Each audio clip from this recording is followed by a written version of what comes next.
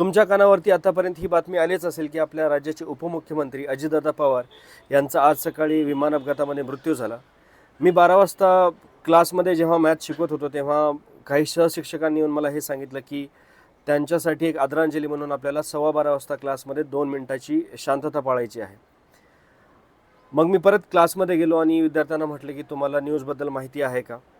काही विद्यार्थ्यांचा आवाज आला की हो माहिती आहे, अजितदादा गेले वगैरे. त्यातच काही 5-6 विद्यार्थ्यांचा असा आवाज आला की सुट्टी सुट्टी. सकाळी 9:15 वाजता माझ्या कानावरती बातमी आली होती. तेव्हापासून मी 12पर्यंत लेक्चर्स घेतच होतो. पण सगळं शिकवत असताना सुद्धा at the back of my mind काहीतरी हे होतं की खूप वाईट चुकीचं काहीतरी घडलेलं आहे. बट जेव्हा 12:15 वाजता क्लासमध्ये जेव्हा मी अनाऊन्समेंट केली तेव्हा हा जो सुट्टी सुट्टी आवाज ऐकू आला तेव्हा असं वाटलं की आपण माणूस म्हणून नेमकं कुठल्या दिशेला चाललो आहे. ऑलरेडी दादांच्या जाण्याचं दुःख होतंच, पण ते थोडंसं मी दाबून काहीतरी करण्याचा प्रयत्न करत होतो. बट जेव्हा विद्यार्थ्यांनी हा आवाज केला तेव्हा खूपच जास्त दुःख अनावर झालं. 12वीचे विद्यार्थी आहेत, त्यांच्यामध्ये किती मॅच्युरिटी आहे, त्यांनी चूक केलं का बरोबर केलं या सगळ्याबद्दल मला काही नाही बोलायचं आहे.